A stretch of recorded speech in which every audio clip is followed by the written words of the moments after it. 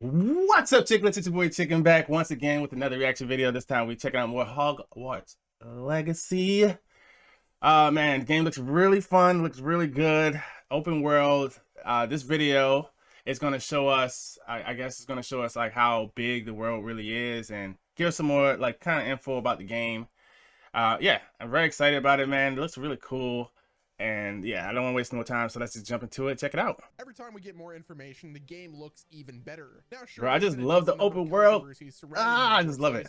But ultimately, I think everyone benefits from it being really good. And after the second gameplay showcase, I'm more confident in Hogwarts Legacy. I didn't see this. And in case you missed it, Hogwarts Legacy is expected to launch in February on the 10th for PC, PS5, and the Xbox Series consoles by the Xbox One and PS4. Look at the creatures later in the year. So if you guys were expecting to buy this game on Switch and have it day one, that's not going to be the case, so definitely keep that in mind. But one thing that I wanted it on Switch right now is just how huge this game is and how long-lasting a success story it could be. With the right care and post-launch support, Hogwarts Legacy could easily be a 5 to 10 year game like Skyrim or The Witcher 3, and honestly, if it wasn't for my personal most anticipated game for next year, Zelda Tears of the Kingdom releasing, I think it has a shot at being game of the year. Hogwarts Legacy has been in the oven for a long time. I've been playing Zelda on the channel, so you guys, you know what I mean, check those out. I only did 4 parts, so I still think Hogwarts Legacy not done yet. I got a long way to go.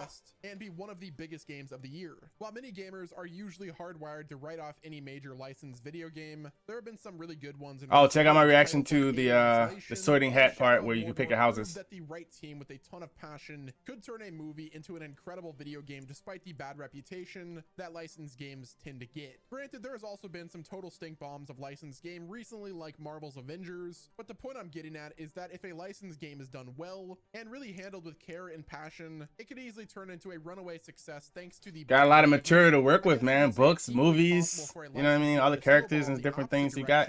Because if a licensed game comes out and it doesn't live up to expectations, or maybe it's just a mediocre experience, word of mouth is going to spread. Oh, these visuals look so freaking beautiful. Game is done well, that name recognition is going to shoot it to the top of the charts week after week. Judging by the early gamelay footage, oh my lord, it looks so cool, bro. On places like Reddit so far, I think it's got all of the makings of a long-term success. Okay, I got this my first look at some of the outside stuff. Hogwarts Legacy is an absolutely massive game. While the outside of the castle and stuff like that isn't clear just yet, the gameplay showcases have shown off a ton of areas that seem to go on forever, and that's not even counting all of the internal areas of Hogwarts and all of the different buildings you'll be able to walk around and explore. Reddit user Tachyon look at the everything we'd seen so far of the game and made a makeshift game map for people to get a better idea of the worlds we're going to be inhabiting, and it honestly looks pretty amazing. The second gameplay showcase really reminded me of Skyrim in a sense that you could just fly around on your compass and start walking or flying, and eventually you'd find something to do. Hogwarts Castle itself is also freaking huge, and so far a number of iconic locations have I spent a 40-minute video, man,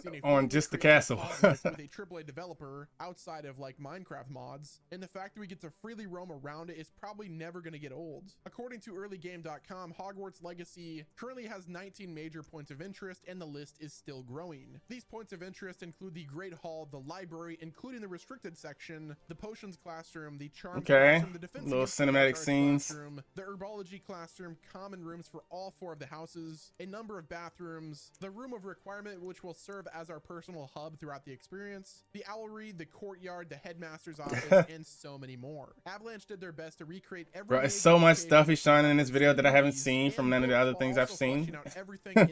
I saw 2 different little videos, but this Hogwarts itself is so much more in it. True wizarding academy in every sense of the word, and the work has truly paid off. In addition to Hogwarts, places like Hogsmeade Village, Gringotts, and most likely Diagon Alley, Hogsmeade Station are confirmed to be major locations with their own points of interest within them, although likely not quite as elaborate or densely packed as Hogwarts proper. But don't go to school, learn spells. In addition to walking and flying, you also have master fast wizard travel via Fluflame, which will reduce the amount of downtime between objectives. Every part of this world is going to be completely alive, filled with NPCs and side missions that you can use to learn new spells, acquire items, tame magical creatures, and meet new characters. This is one of the most elaborate AAA RPGs that I've personally seen in a long time, and I know for a fact that I'm not the only person that's going to get absolutely lost in this world once I get my hands on it on February January 10th, or even earlier with the early access period. Another thing that's really going to keep people coming back Bro, to this Hogwarts world looks Legacy so is just how freaking alive this beautiful. world is going to be. Avalanche Software have put their blood, sweat, and tears into making sure Hogwarts Legacy is a living, breathing open world that changes with the seasons. Just like the real world you live in, Hogwarts Legacy will have 4 full seasons on rotation as you play through the game. You literally get to see the world change around you. Anyone who grew up watching That's Harry so Potter movies lit. will agree that one of the most magical things about them was seeing the different environments in the various seasons. There was just something very special about seeing the Hogwarts castle in the snow, or when the leaves were changing and falling. And Avalanche Software have put a ton of effort into capturing that for everybody's unique experience within the world. Different fantastic beasts and NPCs will be out at different times of the year and behave differently depending on the weather and environment. The fact that the world is constantly changing with time will lend itself well to multiple playthroughs and characters, which I think is actually going to be a True. major piece of the replay value. It's been heavily implied that certain parts of the Hogwarts castle are going to be restricted to members of certain houses, just like in the source material, which is going to obviously encourage people to make new characters and play through the game again. When you're constantly making new characters and doing things differently, it'll make it much more natural to see the entire world in the different Hold seasons. on.